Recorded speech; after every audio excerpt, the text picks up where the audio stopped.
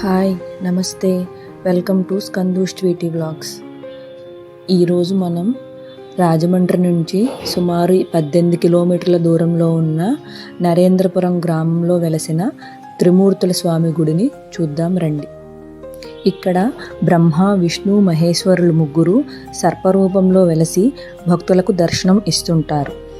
సుమారు 80 సంవత్సరాల క్రితం ఉల్లిరాములు అనే వ్యక్తి పొలంలో పనిచేస్తూ ఉంటే అతనికి ఒక పెద్ద వెలుగు కనిపించిందంట. గ్రామస్తులు అందరూ కలిసి వెళ్ళి చూడగా అక్కడ ఒక పుట్ట ఉంది. ఆ పుట్ట ఎంత పెద్ద వర్షం పడుతున్నా కొంచెమైనా తడవకుండా ఉంది.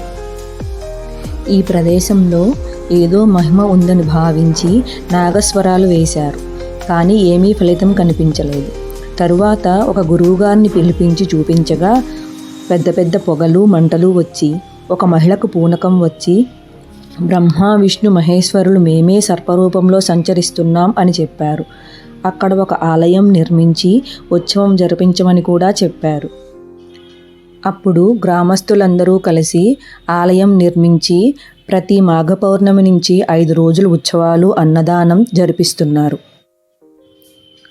సంతానం లేనివారు ఈ త్రిమూర్తుల్ని దర్శించుకుంటే త్వరగా సంతానం కలుగుతుందని ఇక్కడి భక్తుల నమ్మకం. త్రినాథమేళా చేసుకున్న భక్తులు కూడా ఈ త్రిమూర్తుల్ని వచ్చి విధిగా దర్శించుకుంటారు.